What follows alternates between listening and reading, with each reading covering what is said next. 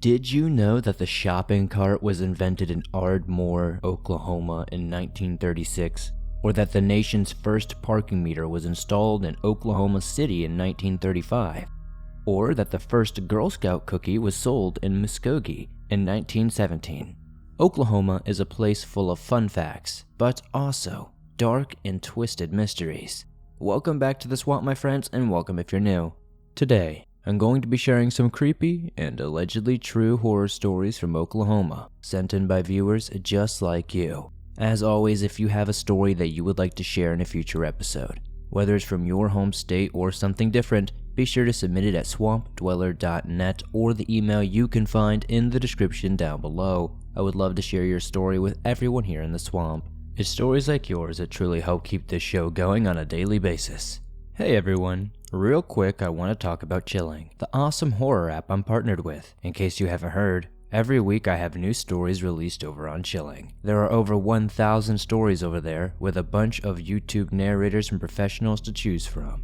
On Chilling you can do the things you'll never be able to do on YouTube. Choose from over 1,000 individual stories that are sorted into curated playlists or create your own. On Chilling, we give you so much flexibility to listen the way you want. This includes a chilling, game-changing feature, our ambient menu. You can change the background sounds of the story at any time to fit your mood. Go from rain to a campfire with the press of a button. It's totally revolutionary. You need to try it. There have been a number of awesome updates to Chilling, such as the ability to download stories for offline listening, and the new social feature. You can now discuss your favorite stories with other users and friends. We are just getting started. Not only are we adding hours of new content every single week, but original video content is also in the works. Chilling is evolving into a must-have for all horror lovers. Please go start your free trial over on Chilling, and check out my personal playlist there.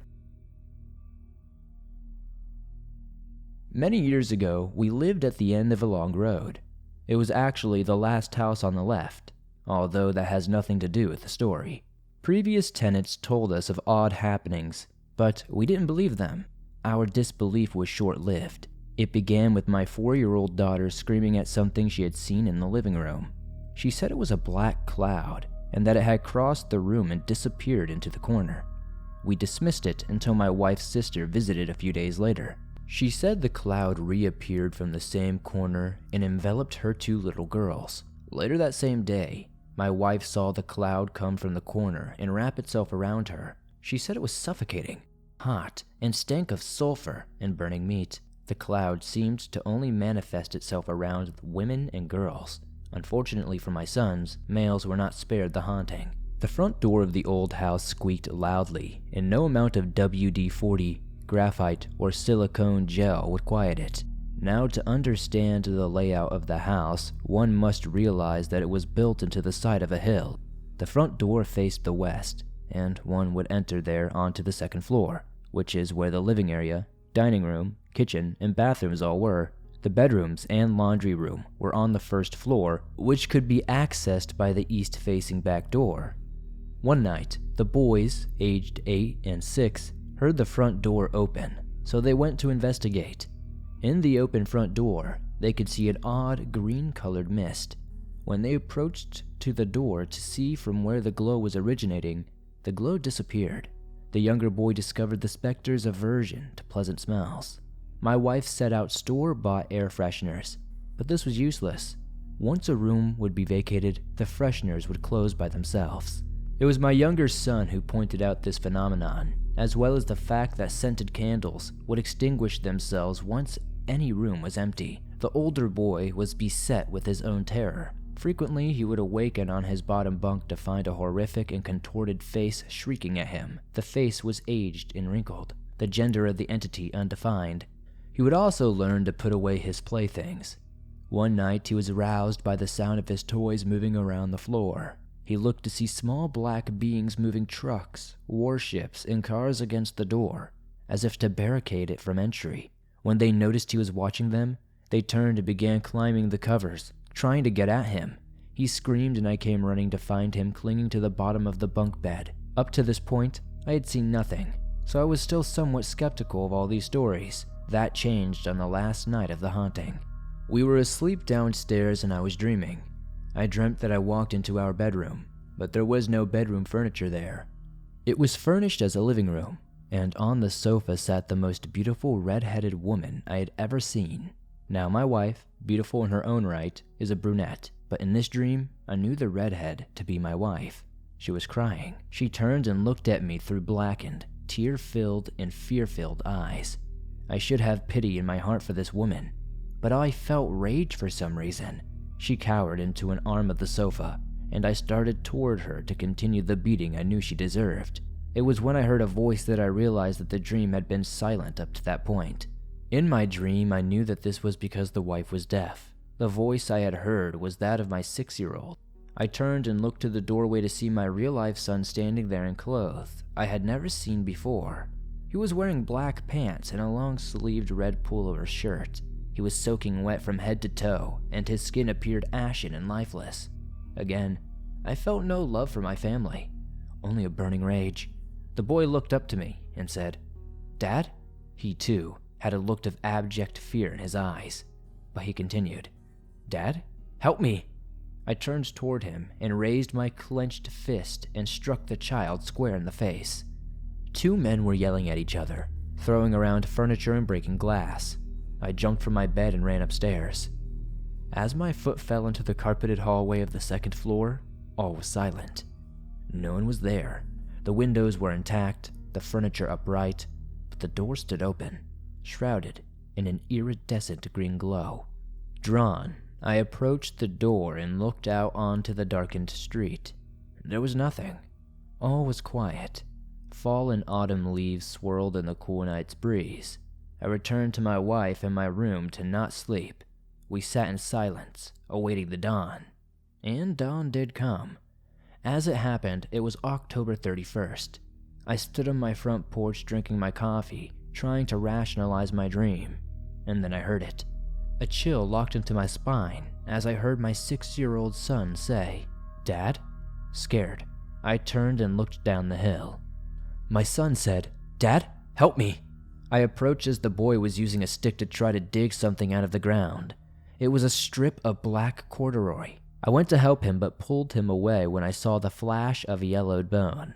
I grabbed my son and ran into the house. The police dug up the skeletal remains of the little boy. He was 6 when he died. He was wearing black corduroy pants, a long-sleeved red pullover shirt. My brother is now a detective on our local police department. Although they have a lengthy file on the boy's father, they remain unable to locate him or his beautiful, deaf, red-headed wife.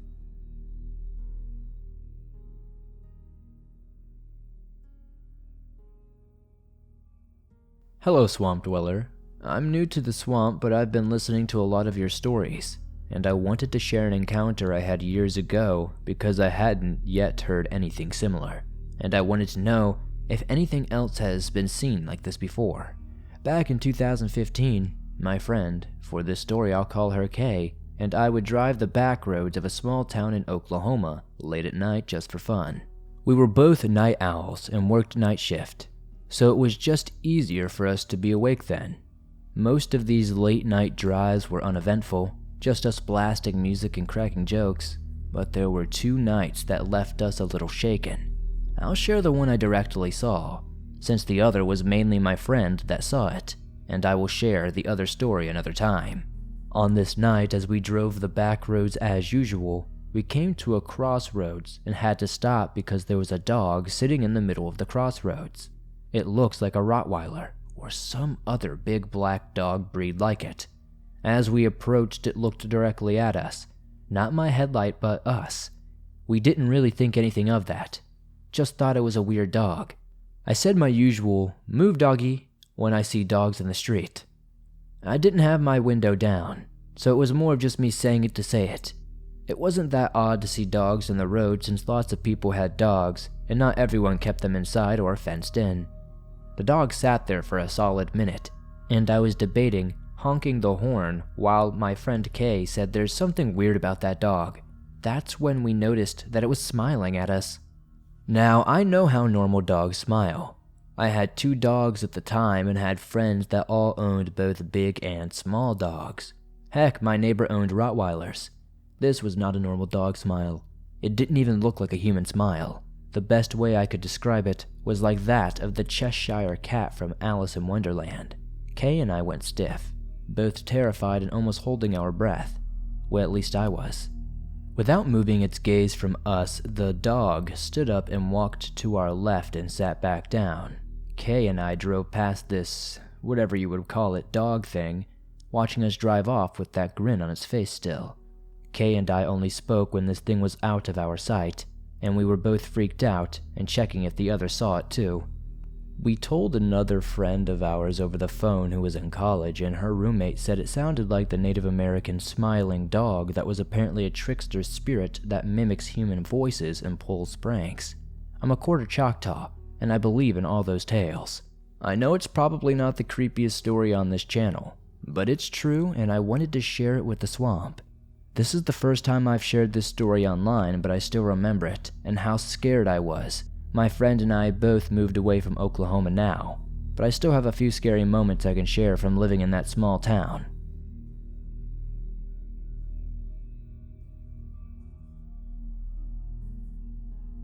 I'm a long-time listener. I just wanted to share an experience I had some time ago. My name is Jason, and I went as my friend Lindsay's date to her brother's wedding. This happened on October 27th, 2018, on Saturday night, and the wedding was in Chickasaw, Oklahoma. I picked Lindsay up from the Denton, Texas area. We stopped only long enough for her to change into her dress and for her to get her hair done. She looked stunning. The drive up to the wedding was uneventful, plus it was a nice ceremony and a nice reception afterwards.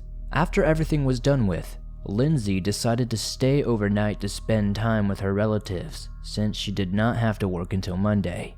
I wasn't so lucky since I had to work early Sunday morning and had to hit the road afterwards. Making sure Lindsay was good and had all her things, I stopped by a gas station to fill up and get an energy drink for the next morning. Again, the drive was uneventful, but I had forgotten my phone charger, and within a half hour of my drive home, it died. Lucky me. Next thing I know, I am approaching Ryan, Oklahoma, and I'm hoping to get a charger cable, but they didn't have any. Luckily, the ladies in the gas station gave me directions, and I'm on my way home, heading in the right direction. After another 15 or 20 minutes, I'm on a stretch of lonely dark road only illuminated by my headlights. Now, I know I'm driving on Native American land, and I'm aware of the folklore. I know about the belief in spirits good and bad. I'm not religious, but I do believe in spirits, the afterlife, demons, and all of that, but those are stories for another time.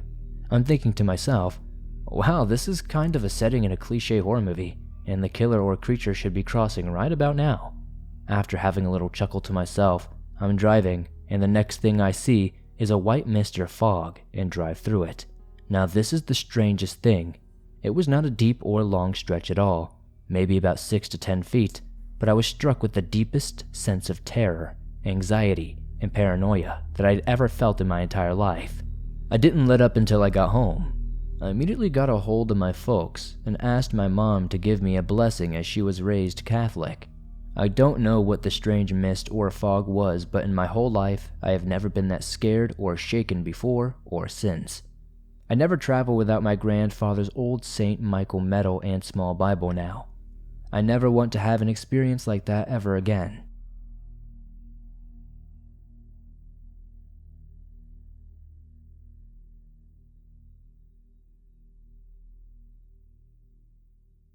I lived with my grandparents in southern Oklahoma. Their house was at the end of a country road, surrounded by woods and pastures. My grandpa was a truck driver and was gone for a week or two at a time. My grandmother and I were the only ones there. It was the middle of summer, and it was hot as hell. One night between midnight and 2 a.m., I woke up sweating, hot and miserable. It was pitch black and extremely quiet. I realized quickly the fans and AC were all off. I stumbled to the living room just as my grandmother did the same. The house was stuffy, and the humidity was choking, so we decided to go sit on the front porch. We sat there for just a few minutes, sleepily making small talk. Our road runs for about a mile through our little town. We are at the dead end, as I mentioned. The nearest intersection is about 1,000 feet from the porch. There is a house there, and the houses continue. At that point, like any other city block, houses lining both sides of the road. Just about every home had a dog or more. At some point, you faintly noticed the dogs barking. From way down the road, then some more would join in, and then more. The barking progressed, closer and closer. You could tell that whatever the dogs were barking at was traveling down the road in our direction. Now, it wasn't strange to us at first. We figured somebody was walking or driving down the road that was causing the barking. But as the dogs at the nearest intersection joined in, my grandmother said, "What is that?" At the intersection, I saw a green glowing light bobbing down the street. It was kind of swinging left and right, up and down, as it came slowly toward us. It was pitch black outside, so I couldn't see a body, but to me, it looked like somebody was walking while wearing a green glow light on a necklace. Imagine how it would bounce around while you walked or jogged. Now, once you cross our side of the intersection, the road is lined on both sides with 6 strands of barbed wire fence. It's about 5 foot tall, and you can't squeeze through the strands without somebody spreading it for you. This green light gets about halfway to our porch, both of us standing now, quietly watching, and just veers into the pasture. It never elevated over the fence. It didn't lower or slow to squeeze through. It just started floating off the road and away from us. It was still traveling in the same direction but angling away from us. It disappeared, obstructed by the house across the street from us. My grandma asked me if I saw who it was. I told her it was too dark to tell. We both still assumed it was a person. A minute or two later, it pops around the other side of the neighbor's house. It was maybe 300 feet away. My grandmother steps to the edge of the porch, leaning forward, trying to see through the darkness. "What is that?" "I don't know, Granny." The thing stops. No bobbing, no weaving. Just stops for a few seconds, then starts floating straight toward us. It crosses the neighbor's yard. My granny backs up toward the door. It floats over the neighbor's fence and crosses the street. This thing is finally close enough to see that there is no person attached. It's a floating green orb about the size of a baseball. It crosses our front fence. I kind of hear the screen door pull open, but I am full-blown intrigued by what the hell I am looking at. It wasn't threatening at all. Honestly, it just kind of seemed innocently aloof. Think like you just spent 10 minutes watching a toddler bumblebee around outside. That is how it felt the whole time I was watching it. As it comes closer, about 10 feet away, I begin to step off the porch. Startled, I spin around just in time to hear the deadbolt slide shut on the door my granny just slammed shut. I lunge to the door and start banging on it. "Open the door!" The door slings open and my grandma sticks a shotgun out the door and I rushed past her. "What the heck was that?" "No idea, Granny." We both spent a bit looking out the different windows of the house, but we never spotted it again. It wasn't too long after the power and AC came back on. I have no idea what it was. I don't know much about orbs, but this was nothing of that kind. This was something tangible. It had a presence that felt like it was intelligent. We spent over 10 minutes watching it. Does anybody in the comments have any ideas?